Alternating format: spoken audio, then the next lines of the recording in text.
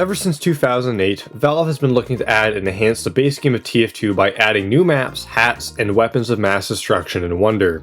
TF2 now features a whopping 208 weapons to wield in war, from the standard shotgun to a machete used by a sinful human's reincarnated soul which just so happens to look like a penguin. Among those 208 weapons, 2,440 unique weapon loadouts and combinations can be made. Some weapons are good because they're as consistent as life, death, and taxes. Some are good because they make a larger red number appear, and some are bad because they work as often as a deadbeat dad. The natured debate and debacle about what makes a weapon good and bad from a balancing position is a pretty overdone topic. I'm pretty sure they got an entire academy dedicated just to talking about it. What I want to discuss today, though, is about as abstract as Picasso. What makes a weapon's design good? Now, design can mean a lot of things. How the weapon looks, its stats, or in this case, its overall function. I don't just mean function on the simple scale of how much damage it deals, but how much a weapon opens up the player's mind to the game. Not just expanding the techniques and strategy lists of the class you're playing, but the other weapons in the loadout as well. A game that does this spectacularly is Ultra Kill, and I'm not just playing it again because I need an excuse to play it. It perfectly demonstrates how each and every single weapon can be used to master and manipulate the battlefield, combining together to create a euphoric feeling better than being high on a Saturday night. Don't ask. TF2 once had a very strong sense of design that slowly faded away over the years. Most people are quick to point out with the art style. Remember when shutter shades were crossing a line, and then... Oh, banana. But it's prevalent in its weapons as well. In the early days of TF2, weapons heavily followed the core concepts of design that I've coined as function. Weapons are meant to kill people, but the main method of delivering munitions, so your membrane, plays a factor. Shotguns and scatterguns are close-range burst damage weapons. Rocket launchers are projectiles capable of hitting multiple targets and knocking them around. Similarly, grenade launchers do the same thing, but in an arc instead, distinct enough to be varied with their own ups and downs, which ties into the next concept. Most importantly, however, does the weapon make practical sense to use, or is it like listening to the Joe Rogan podcast? YouTube conspiracy theory video is. I know. One person getting to spill their nonsense and they're unchecked. Joe, I talk about a weapon war dress-up game. Factor 2, weapon identity. Does the weapon in question overshadow other weapons, or is it unique enough to provide a new and diverse gameplay experience while both fighting and using it? The Southern Hospitality is a wrench that aims to help engineer SpyCheck more reliably, but doesn't fall far enough from stock to be its own strong, independent wrench. The game has to accommodate certain niche playstyles and opportunities in it to let certain weapons shine, but it can't just copy-paste them either. Stock weapons, being the first designed and used, are the baseline for what can and can't be unique. Third factor. I don't have a third one, but ending it on 2 felt wrong. An objectively good weapon can be terribly designed, and an objectively bad weapon can be brilliantly designed. And then there are some that blur the lines between both and fall into limbo. What makes the Widowmaker such a finely crafted weapon from both a balance and design perspective is its rather simple yet game-opening stats. Instead of bullets, the gun uses metal to fire, and hitting people with it returns metal as well. It's a simple feedback loop of shooting equals damage equals shooting. The complexity and openness happens when you look into the stat a bit more. What happens if someone is too far away to reliably return enough metal? Well, thankfully you have the pistol to weaken them, or the Wrangler. But the Wrangler requires a sentry to use, which also costs metal to build. It may be a simple change, but it changes how the player views and plays the game massively. It functions similar to the stock shotgun, but has its unique traits attached to it which makes the function of it being a shotgun more or less reliable based on circumstance, with the added role of being a metal magnet as well. The Machina is widely regarded as being just an objective upgrade over stock, featuring superior stats and shots that stab through, with the small downside of no no-scopes and a small sniper trail. Despite it being an objectively good weapon stat-wise, it's deliriously brain-dead when it comes to discussing its design.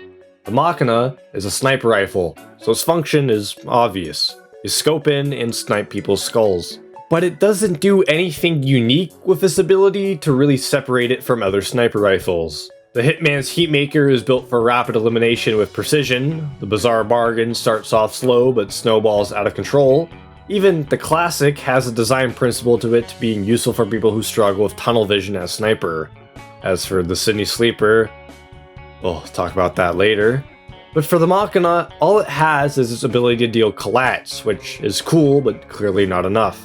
If you're scoped in with any other sniper rifle, you're either charging a shot to kill a heavy or aiming. How does that change with the Machina at all? You receive bonuses for charging it to full, but nothing prevents you from just using it like you would with every other sniper rifle. The Machina's main draws are something most people just brush off, resulting in zero change to how the player views or plays the game at all. The backscatter is a crystal clear example of good design but bad balancing. Its function and role in Scout's arsenal is obvious with his mini crits from behind, rewarding the Scout from flanking and ambushing even more than stock thanks to its downsize, downplaying directly damaging enemies from the front. Is it a good weapon? God, no. Plastic spoons hurt more than the backscatter, but like the spoon, you can clearly see the intended usage and function of the backscatter and its unique role in Scout's arsenal. The lock and load was a decently designed weapon similar to the direct hit, trading off potential splash damage and misses with extra damage on landing shots directly. Then Valve went ahead and said, "Oh, it's not fair to Scouts to get one shot by this thing, even though Scout is a direct counter to demo, we gotta nerf this thing." Even though the only reason why it could one-shot lightweight classes was because of this little mechanic they designed called random damage spread. But Valve still got their grubby little hands on it and completely destroyed the design and balance of the weapon entirely. The lock and load still requires precision to use as its pipes shatter on hitting the ground, but it doesn't reward the player for actually hitting said shots, with the exception of hitting stationary buildings. Then you get the damage bonus. For some reason. Sure, its stats line up enough to be granted the role of unique, but its function doesn't even make any logical sense to use, especially when it's still outclassed by standard stickies when it comes to destroying sentries. Let's speedrun through some more samples. The Liberty Launcher, bad weapon and bad design, it's just a mishmash of stats that don't have any identity or function. The Man Melter, bad weapon but good design, especially when used with its design primary to flog. Stick by your teammates to extinguish them, rewarding you for helping your team. The Sandovich, obviously a good weapon and great design. Heavy has a large health pool and slow movement, making running the health packs in the middle of a battle a bad idea. And in case you have a medic, you need something to keep him alive too. The Diamondback, similar to the Machina, it's a good weapon but badly designed. Doesn't change how Spy actually approaches assassinations, it just rewards him for doing them. Now that you have a general understanding of what I mean by TF2's delightful design, you can start to see its despairful decline. Jungle Inferno and Meet Your Match both marked the decline in weapon design due to featuring several massive game rebalances and patch notes to both the weapons themselves and even the core classes. Pyro was completely revamped in Jungle Inferno, but even during Meet Your Match, he, along with Medic and Spy, received game-changing updates. Among these infamous changes was the shortstop's identity of being a long to mid-range primary to Scout to the shove stop, a weapon that was still meant for long to mid-range combat but now had changes that promoted getting up close and penalized you for being far away. For some reason, the Sandman super stunning slug ball went from overpowered and annoying to the worst item in the game easily, providing no benefit at all but still costing the player health. Darwin's Danger Shield went from being an annoying weapon against snipers to an annoying weapon against pyros. A design change that makes as much sense as listening to someone have a stroke. Compare this to some of TF2's earlier weapons like the Uber Saw, which promotes a risky melee text as medic to help gain additional Uber, opening a doorway of risk versus reward. The Scotch Resistance bolsters and boosts Demo's defensive capabilities, allowing for multiple traps to be placed down at once and detonated individually. Suffering offensively or when needed in a pinch, but being superior with setup time, making players predict where enemies will show up and lay down traps when they can. Even some of TF2's bad weapons still had a sense of design that's seemingly lost nowadays. The Reserve Shooter is a shotgun secondary that was used in conjunction with Pyro's Air Blast or Soldier's Rocket Launcher, focusing on comboing people into the air and finishing them off. It was weaker than stock overall, but its combos from juggling people made it a worthy and thoughtful secondary. Now you might be thinking to yourself, what's the big idea? Valve hasn't updated the game in years now. Well, as long as people continue to upload and create content for the game, TF2's philosophy for its weapon balance and design should be kept in high regard. We've seen several mods for TF2 already come out, each with their own unique weapons as well, so the essence of TF2's design isn't some lost art. especially when one of the most popular community pastimes is making custom weapons as well. I wouldn't consider my criteria for weapon design the core concepts of making a clear and cool weapon, but I would consider it if you plan on making new weapons or trying to balance old ones. Congrats to you if you've come this far into the video. Not many people bother to check out the credits, like 15% of the people do. And of those 15, only 1.7% are subscribed. Cough cough, wink wink, nudge nudge.